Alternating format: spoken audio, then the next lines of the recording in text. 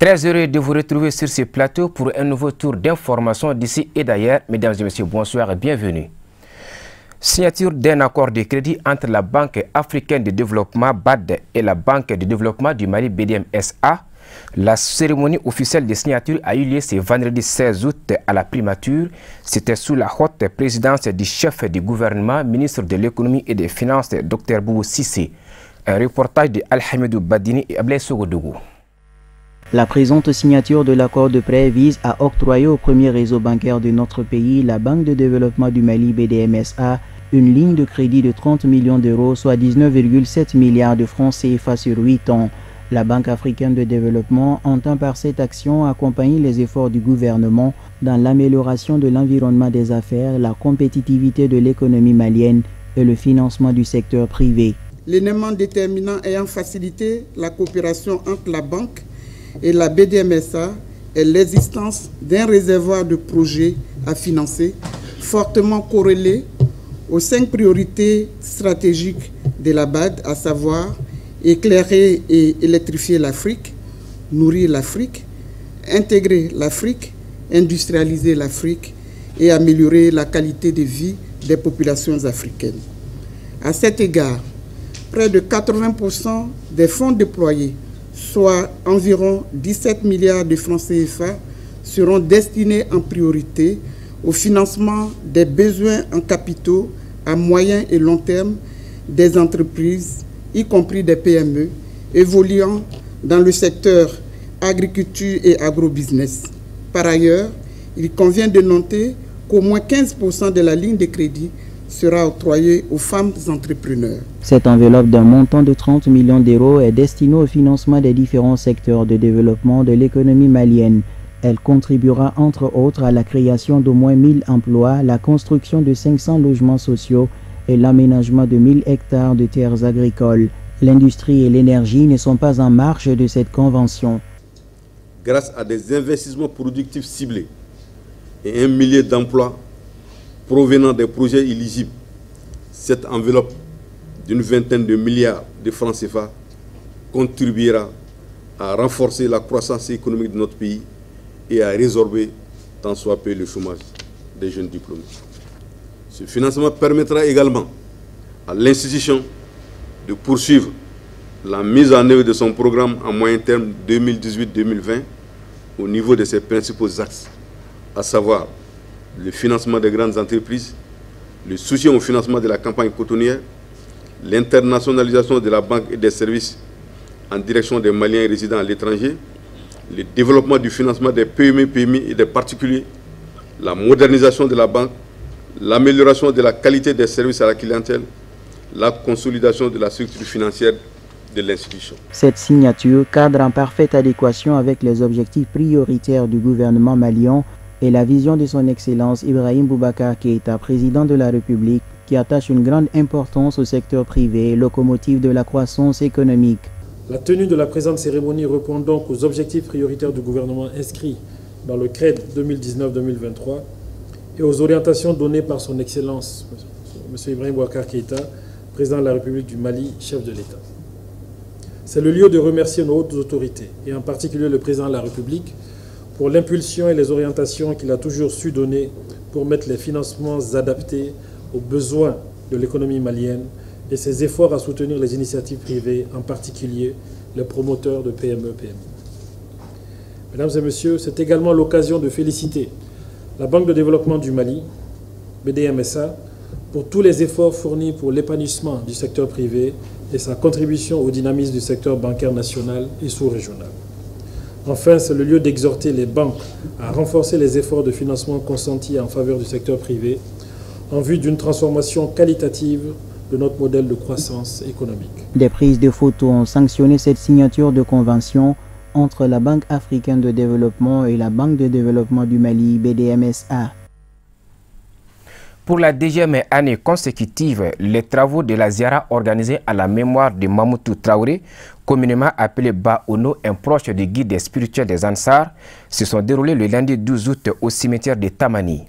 Pour l'occasion, fidèles musulmans, parents et amis de Ba Ono, accompagnés de la famille chérifienne, tous sont venus implorer Allah le Tout-Puissant afin qu'il accorde sa miséricorde à l'illustre disparu ainsi qu'à tous les défunts musulmans. Envoyés spéciaux à Tamani, Samaïra Sanogo, Ibrahim Koulibaly et Ablé Sougodougou.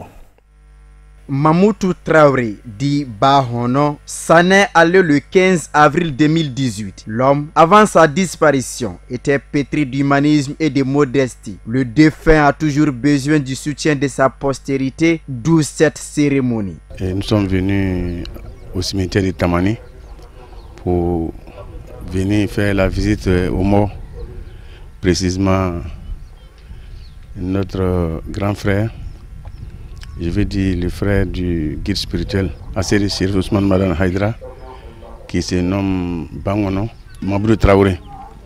Voilà, donc depuis l'année dernière, les jeunes de Tamani ont organisé la Ziara, après la prière de la fête du Tabaski, venir faire la Ziara au cimetière, prier pour tous les morts du cimetière de Tamani.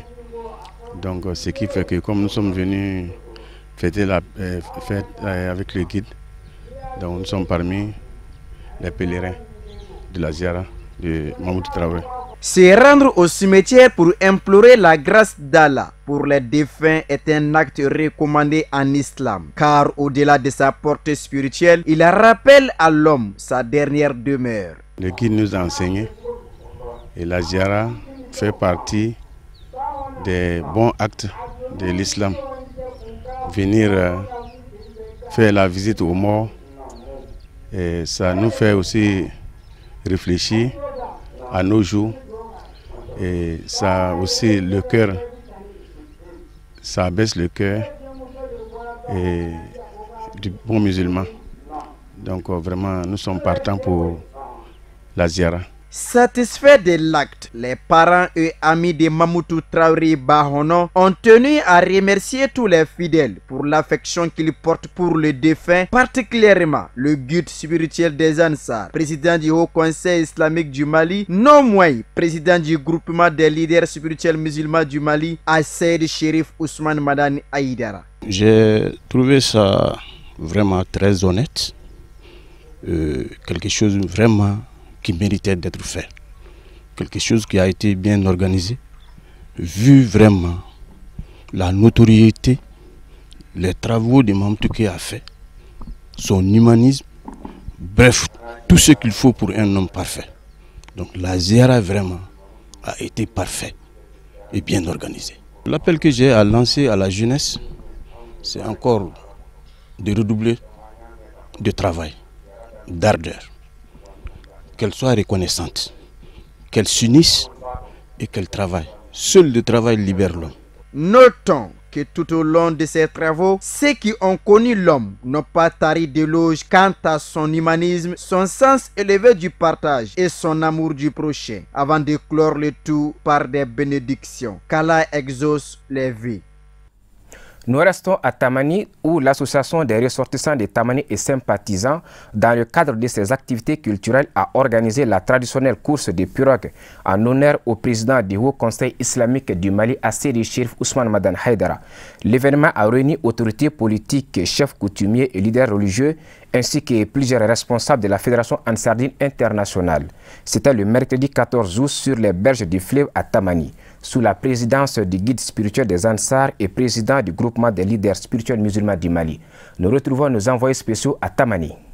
Débuté le 13 octobre 2007, cette grande course de pirogues en honneur au guide spirituel des Ansar et président du groupement des leaders spirituels musulmans du Mali, organisée par la jeunesse de Tamani, témoin de la reconnaissance et du soutien des jeunes au président du Haut Conseil islamique du Mali.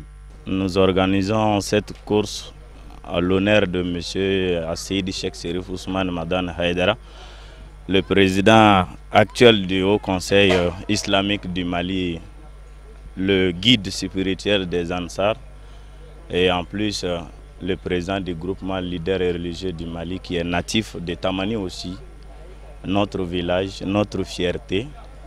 C'est à cause de lui que nous organisons cette course de pirogue depuis fort longtemps.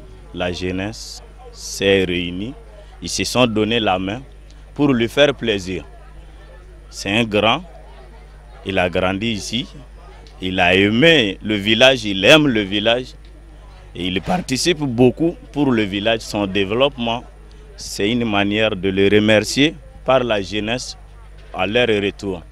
Les autorités communales et administratives présentes à cette activité culturelle en guise de reconnaissance au président du Haut Conseil islamique du Mali se sont tout d'abord réjouis de l'initiative avant de remercier Seydi Cherif Ousmane Madane Haïdara pour tout ce qu'il fait pour le développement de sa localité. La course a été vraiment très intéressante, très impressionnante.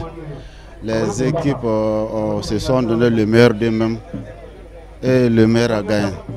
Vraiment, ça a été très intéressant, très dynamique. Ils sont courageux. Ça montre la cohésion, l'entente entre les pays. Il y a la Côte d'Ivoire, le Burkina, le Congo et le Mali. Vraiment, ça montre que c'est l'intégration africaine. Vraiment, ça montre ça. Vraiment, ça a été très impressionnant. Ça m'a vraiment marqué. Ça a été vraiment très, très impressionnant. Vraiment. Je remercie tout le monde. Les responsables de la Fédération Ansardine Internationale, comme d'habitude, sont venus nombreux pour prendre part à cette grande course de pirogues placée sous la présidence du président du Haut Conseil islamique du Mali. Cette initiative de la jeunesse de Tamani, nous l'avons appréciée à juste titre. Organiser une course de pirogue en guise de reconnaissance ou bien en guise de jouissance de la présidence de notre guide Seydi Cherif Ousmane Madane Haïdara à la tête du Haut Conseil islamique est une initiative qui nous est allée droit au cœur. Vraiment, on en a été très contents, on en a été très fiers.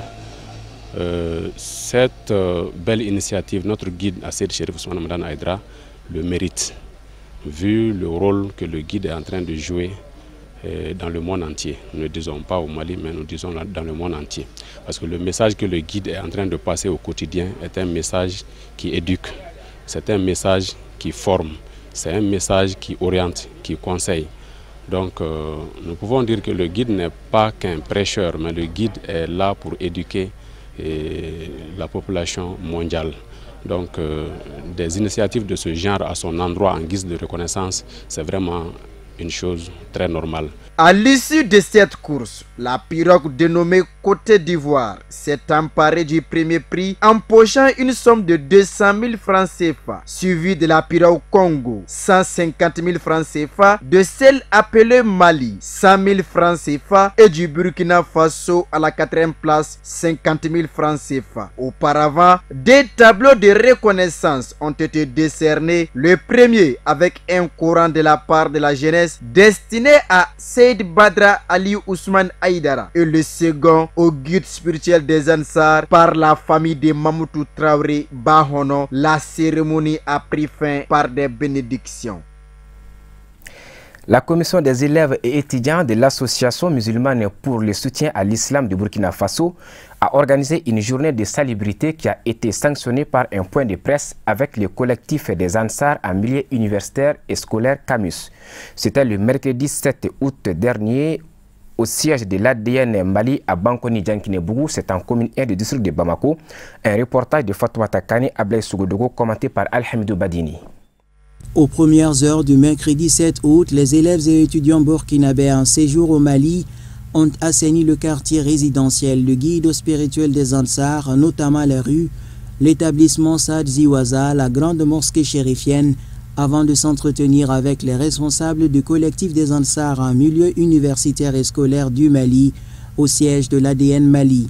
Quelques heures d'échange ont permis aux responsables des deux associations de mettre un accent particulier sur les activités menées par les étudiants burkinabés et de partager leurs expériences dans la vie associative. En tout cas, je suis content ce matin que cette rencontre entre la CMC et le Camus du Mali ait eu le jour. Voilà, donc l'objectif de cette rencontre a été vraiment atteinte. C'était donc, ça avait pour objectif la mise en commun de nos forces. Effectivement, on a eu à tenir cette rencontre, ça fait 3 ans de cela. Aujourd'hui, vraiment, nous avons eu vraiment une synthèse qui est très satisfaisante. Nous avons vraiment partagé nos expériences, vraiment, on a eu une complémentarité. Voilà, donc après cela, nous avons donc désigné quelques activités qu'on a menées dans les jours à venir comme des activités communes, notamment la colonie que nous avons organisée cette année. Inch'Allah, dans les jours à venir, on va le faire ensemble. Voilà, donc on va travailler à cela. Après cela, nous avons donc ciblé comme quoi l'historique du guide.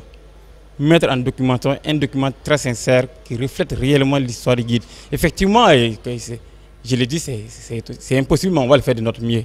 Dans les jours à venir, pourquoi pas créer un réseau social pour que vraiment le monde entier soit alerté en temps réel des activités des Ansardines. Très honoré de cette collaboration, le collectif des Ansars en milieu universitaire et scolaire du Mali s'est félicité du travail abattu par leurs confrères du Burkina Faso.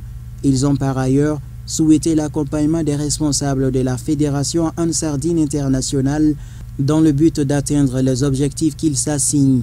Voilà, bon, concernant l'initiative de nos frères burkinabés qui sont venus ici, c'est une habitude, c'est la 3e fois qu'ils sont venus et à chaque fois nous sommes là pour les acquérir et puis les aider aussi et collaborer avec eux. Quand même, c'est une très belle initiative parce que c'est à partir de là que nous pouvons faire beaucoup de choses. Nous croyons que nous étions seuls, mais avec cette initiative de colonie, nous avons vu qu'en réalité, nous ne sommes pas seuls.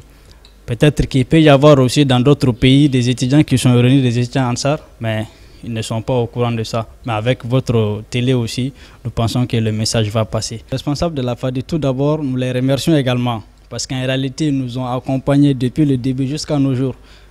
Particulièrement M. Moudbou Diallo, le président de l'ADN, et Surakata Salamantao, le président de la Fédération Ansardine internationale. C'est dans leur logique qu'ils nous accompagnent parce que tout ce qu'ils font, c'est pour aider l'islam. Cette journée de salubrité et d'assises avec le Camus, initiée par les élèves et étudiants du Burkina Faso, s'inscrit dans le cadre du plan d'action de sa colonie de vacances au Mali, 3e édition du genre. Voilà, c'est ces images qui nous conduisent à l'actualité internationale. Un commentaire signé Amadou Diallo.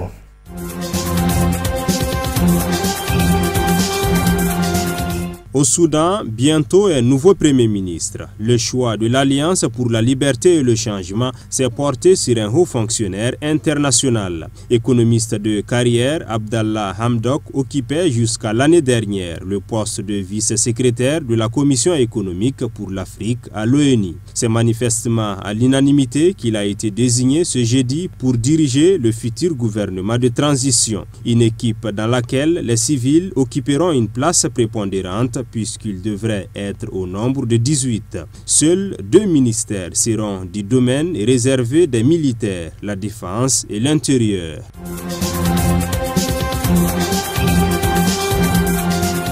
Le président Muhammadu Buhari a informé ce mercredi 14 août la Banque centrale qu'il ne souhaitait plus donner un centime en devises étrangères pour les importations agricoles au Nigeria. Il poursuit ainsi sa politique économique protectionniste visant à rendre le pays autosuffisant en matière alimentaire. Les principaux acteurs économiques nigérians appellent le chef de l'État à temporiser, alors que certains critiquent une décision allant à l'encontre du principe d'indépendance de la Banque centrale. D'autres s'inquiètent déjà des risques pour la sécurité alimentaire nationale. Pour l'Association des employeurs du Nigeria, l'application de cette mesure devrait être progressive, sauf à risquer une explosion de la contrebande qui aurait des conséquences dramatiques sur l'économie.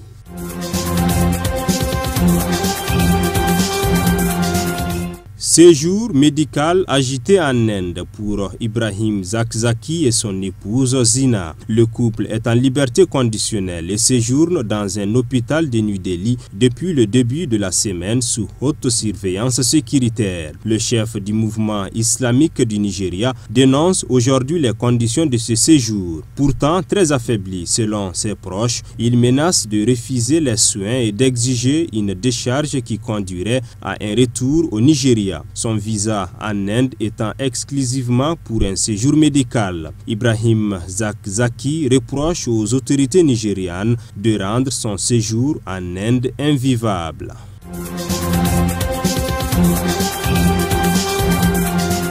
Emmanuel Macron a lancé jeudi un appel aux maires de France pour honorer les héros africains de la libération qui longtemps n'ont pas eu la gloire et l'estime que leur bravoure justifiait lors des célébrations du 75e anniversaire du débarquement de Provence. La France a une part d'Afrique en elle et sur ce sol de Provence, cette part fut celle du sang versé, a insisté le chef de l'État à la métropole nationale de Boulouris dans le Var, où reposent 464 combattants de la première armée française en présence des présidents ivoiriens Alassane Ouattara et guinéens Alpha Condé et de Nicolas Sarkozy.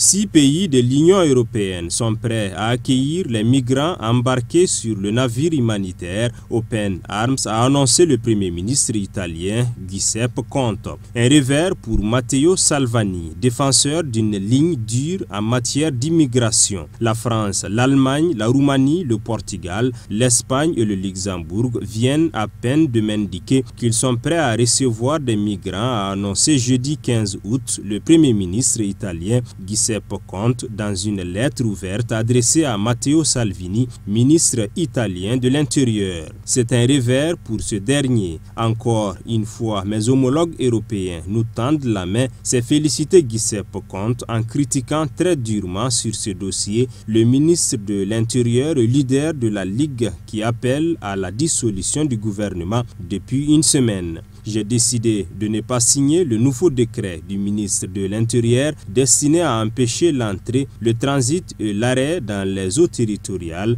du bateau de l'ONG Open Arms, a stipulé jeudi la ministre de la Défense italienne.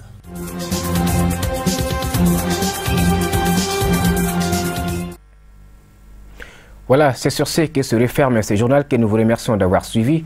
Bonne suite du programme. Bonsoir.